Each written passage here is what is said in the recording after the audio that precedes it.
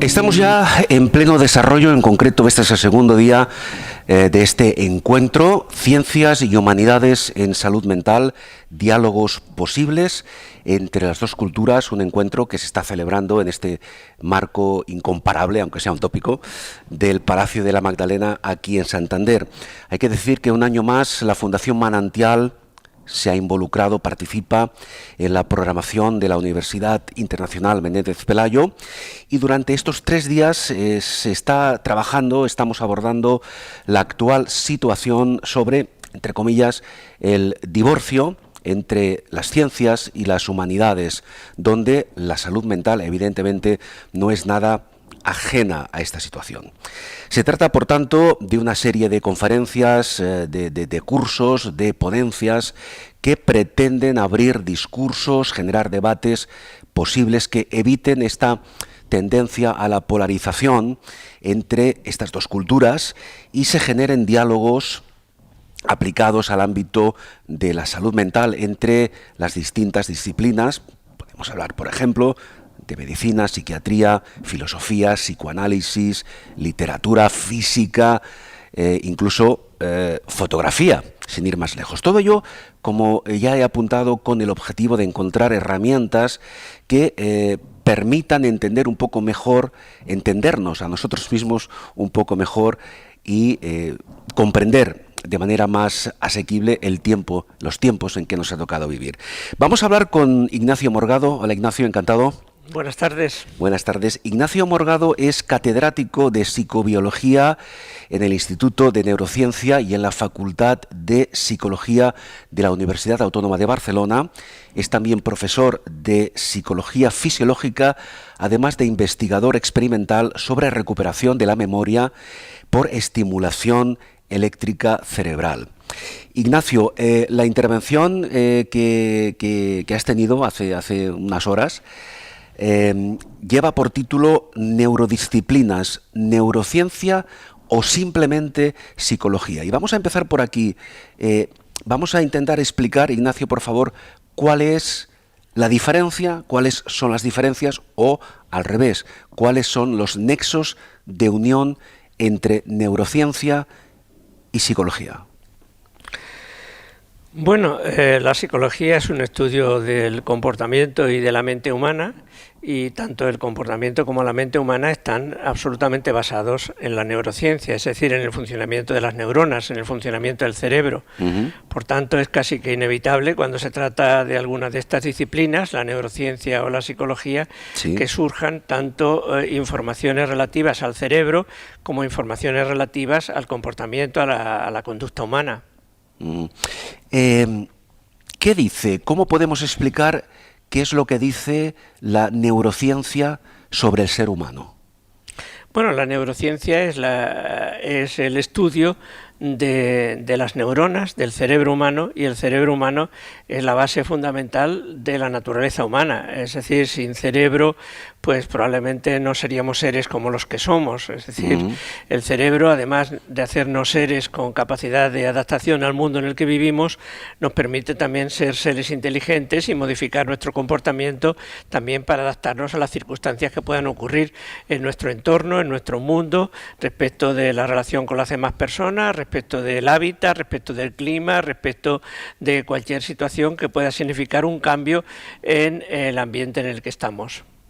Claro, hablamos de cerebro, hablamos de mente, no es exactamente lo mismo. Bueno, ciertamente no es lo mismo, pero son dependientes. Es decir, la neurociencia, precisamente la neurología, tiene muy claro que si falla el cerebro, pues falla también la mente. Por lo tanto, la mente es una emergencia del cerebro, la mente es algo que ocurre gracias al funcionamiento de las neuronas. Si las neuronas dejan de funcionar, pues la mente o se distorsiona o incluso desaparece.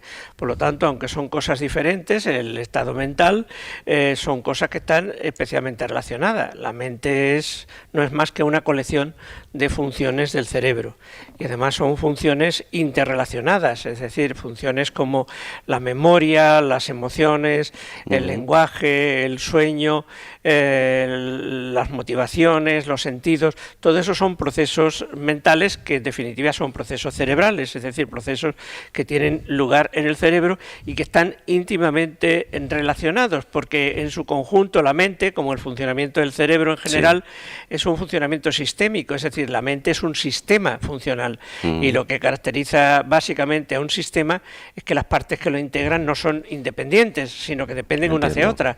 Por lo tanto, si falla una parte, pueden fallar otras partes también, o puede fallar todo el sistema. Si falla la memoria, pues pueden fallar las emociones, o puede fallar el funcionamiento general del cerebro. Es una cadena. Es una cadena sistémica, es exactamente. Por tanto, un cerebro sin una mente operativa sería inviable. Bueno, un cerebro sin una mente operativa podría ser un cerebro que sigue funcionando, controlando las funciones corporales, sigue controlando el funcionamiento de la digestión, de la circulación de la sangre, de la respiración, etcétera, pero si no hay mente, pues seríamos como un vegetal, un ente que vive, pero que no tiene conciencia y capacidad, digamos, de cambiar su comportamiento para adaptarse a los cambios que puede haber en el medio. Lo que clínicamente se denomina muerte cerebral. Bueno, pues o que la persona entra en estado vegetativo. Que está en estado vegetativo, en coma, en una unidad de vigilancia intensiva.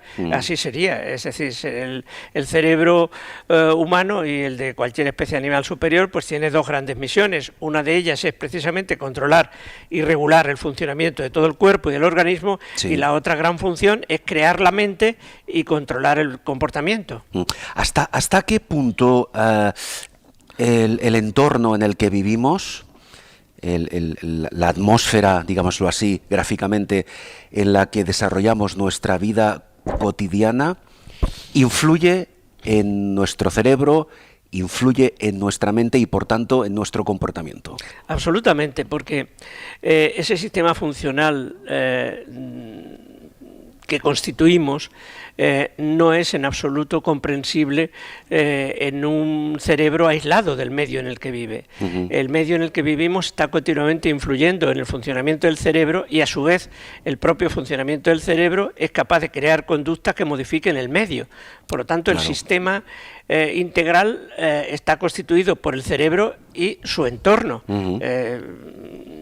Como decía Ortega y Gasset, yo soy yo y mi circunstancia, y esas circunstancias incluyen muchísimas cosas. Claro, ese entorno, esas circunstancias, ¿qué influencia tienen o pueden tener en nuestra salud mental? Muchísimo, muchísimo. La forma en que percibimos las cosas cambia completamente nuestro estado de ánimo y también detrás de ello nuestra salud mental. Es decir, de hecho puede ocurrir lo contrario, es decir, nuestra salud mental está relacionada con nuestro estado de ánimo, o también nuestro estado de ánimo está relacionado con nuestra salud mental. Son cosas de mutua influencia. Lo que sí es cierto es que somos seres biológicos, es que si la biología no funciona, si la biología se altera, pues ya no funcionamos bien, podemos tener problemas de salud y podemos tener problemas de comportamiento. Pero normalmente esa interacción biológico-ambiental en personas, digamos, sanas, pues funciona muy bien y conseguimos los seres humanos adaptarnos al mundo en el que vivimos. De hecho, el cerebro como tal no es más que un gran amortiguador de las condiciones ambientales. Es decir, si tenemos un cerebro es porque vivimos en un mundo que no es estático, que es cambiante, que permanentemente está cambiando, en él están ocurriendo cosas diversas y unas veces esas cosas que pasan nos vendrán bien y otras nos vendrán mal. El cerebro entonces nos permite adaptarnos tanto a las de un tipo como a las de otro, es decir, un amortiguador de las variaciones ambientales. Eso es el cerebro.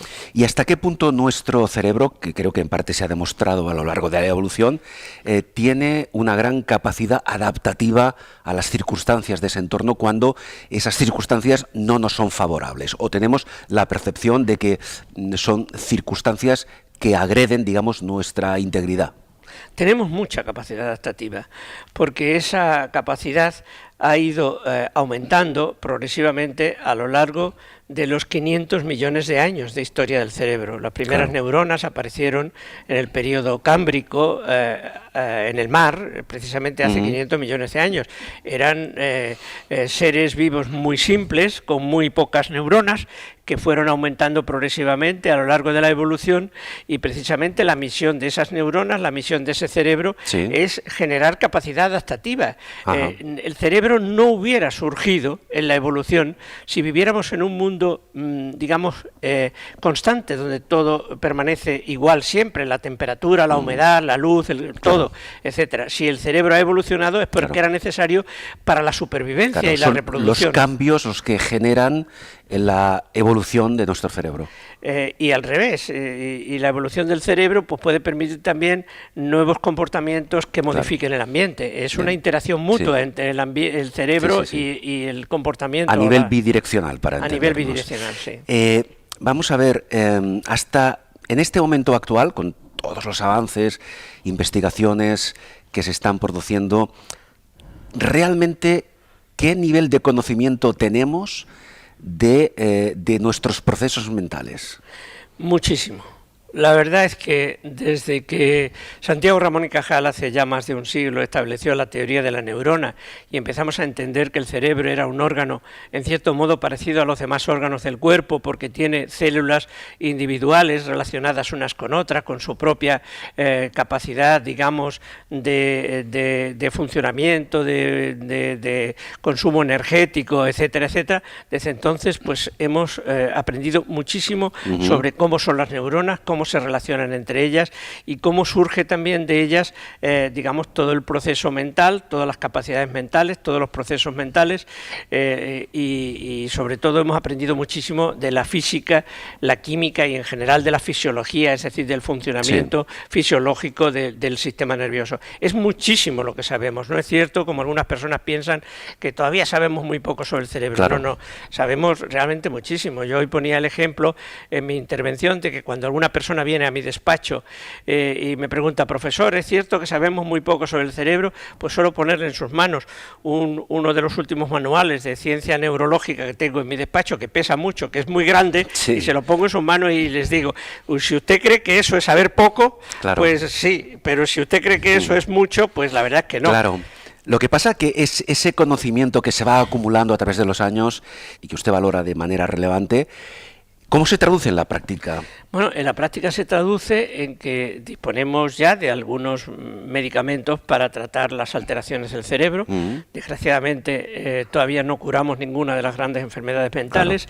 Esa es la gran asignatura pendiente que tiene la neurociencia, la cura de las enfermedades mentales, pero el que no las curemos todavía no quiere decir que no hayamos dado ya pasos en el conocimiento básico preciso, en la investigación básica precisa, que algún día acabará dando resultados en cómo modificar, digamos, las neuronas para que desaparezcan sus efectos, digamos, negativos o patológicos y, en definitiva, para curar las enfermedades mentales. Por tanto, entendemos que cuando se produce ese trastorno mental, esa enfermedad mental, esa patología, ese trastorno, esa circunstancia está basada, pregunto, no tanto en la parte, digamos, fisiológica del cerebro, sino en el funcionamiento de las neuronas que habitan en ese cerebro.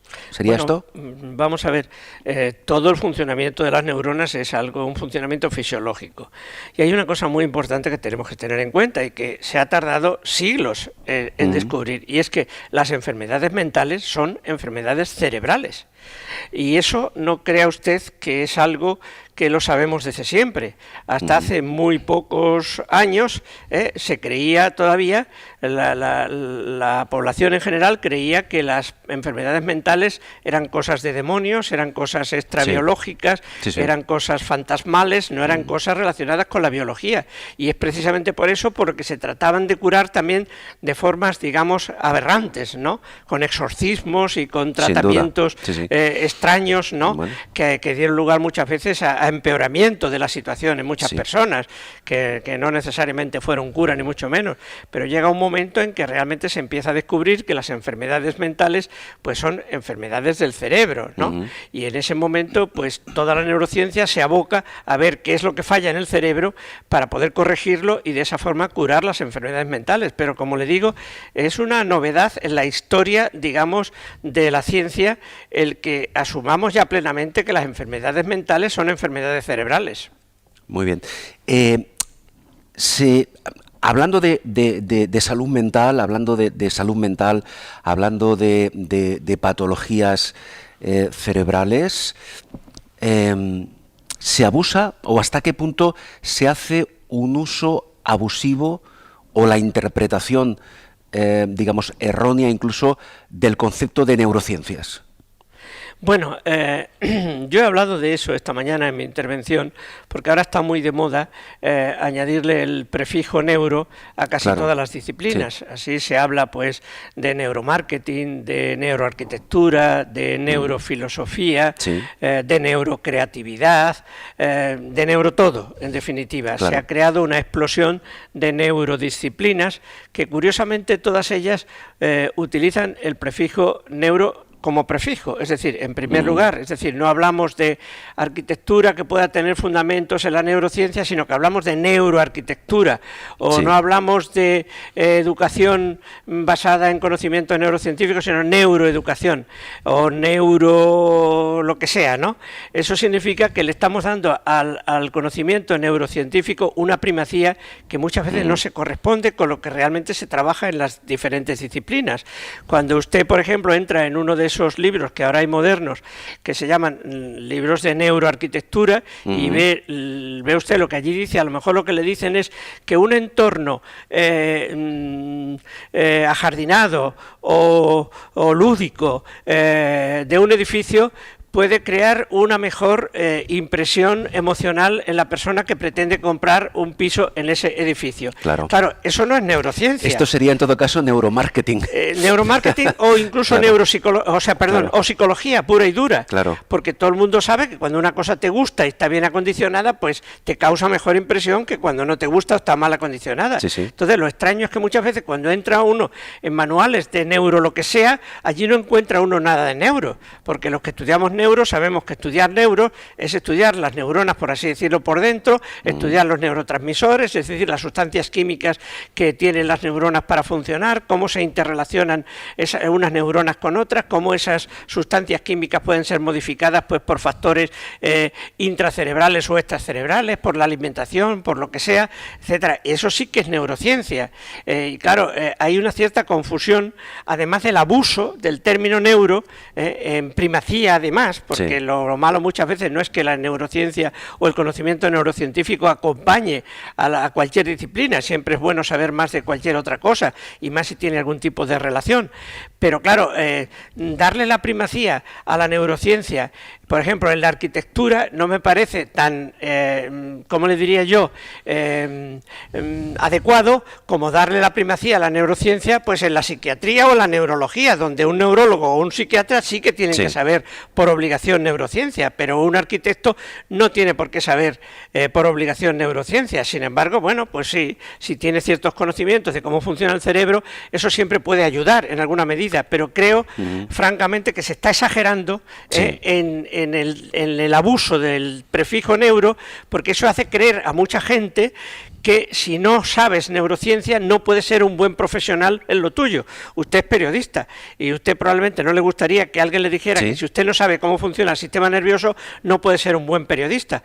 Pues mire, eso se ha llegado a decir, por ejemplo, de la educación. Se ha llegado a decir que uno no puede ser un buen profesor si no sabe neurociencia. Y eso todos sabemos que es mentira, porque desde Aristóteles en la antigüedad hasta recientemente magníficos profesores como Antonio Machado, pues la verdad es que no conocían la neurociencia y sin embargo han sido magníficos profesores que en todo caso sí que dominaban principios de la psicología que responden a la forma en que funciona la mente y el comportamiento humano. Claro, yo en todo caso lo que sí que puedo asegurarle que no soy neuroperiodista. Pues eso en fin, está clarísimo. Ya me lo imagino. Una última, el tema es apasionante, podríamos hablar horas y horas y no nos cansaríamos de hacerlo, pero evidentemente el tiempo es limitado y nuestro contertulio pues tiene que continuar con Tenemos más sesiones de exactamente, tarde, con más sesiones y con más ponencias. Una última cuestión. Antes hacía referencia, entre comillas, a ese divorcio, a esa falta de comunicación o a ese divorcio entre ciencias y humanidades. La pregunta es, ¿se está produciendo ese divorcio? Y si es así, ¿qué se está haciendo o qué se puede hacer para estabilizar nexos de unión? Bueno, ese divorcio yo creo que ha existido siempre, hasta el punto de que incluso los gestores administrativos y políticos de la educación muchas veces nos proponen separar a los niños ya desde muy jóvenes entre los que van a aprender ciencias y los que van a aprender humanidades o letras, y eso me parece un error garrafal, un error garrafal.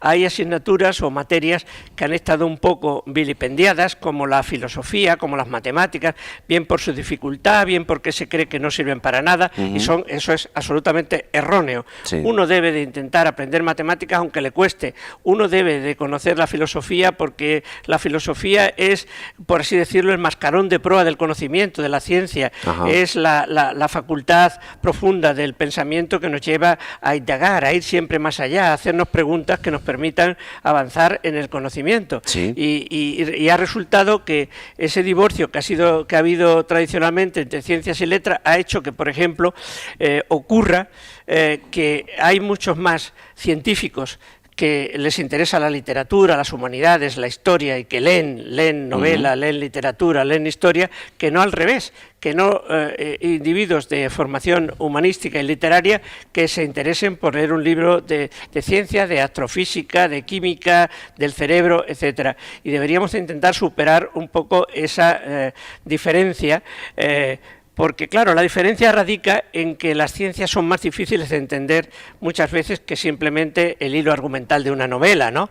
Y muchas veces los científicos están muy sumergidos en su jerga, estamos muy sumergidos en nuestra jerga, sí, y no nos preocupamos de divulgar, es decir, de explicar lo que sabemos de una forma que pueda llegar al gran público con sus bases, digamos, de conocimiento elementales, ¿no? Precisamente en eso es lo que yo he querido, digamos,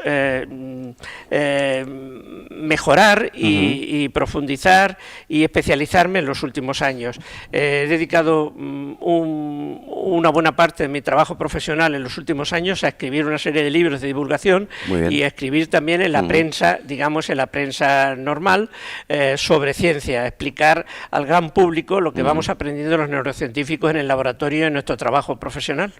Ignacio, para concluir, y con ese espíritu divulgativo al que ahora hacíamos referencia, y una vez ha quedado muy claro el hecho de que mente y cerebro, cerebro y mente están interconectados y que están influidos, lógicamente, por el entorno en el cual nos movemos, le voy a pedir una reflexión final orientada a todos aquellos que van a ver luego nuestra entrevista. ¿Qué les diría a usted para que intentemos mantener un equilibrio saludable y de alguna forma evitemos, en la medida de lo posible, algún trastorno mental que por cierto se ha dicho que todos a lo largo de nuestra vida padeceremos al menos un trastorno de salud mental?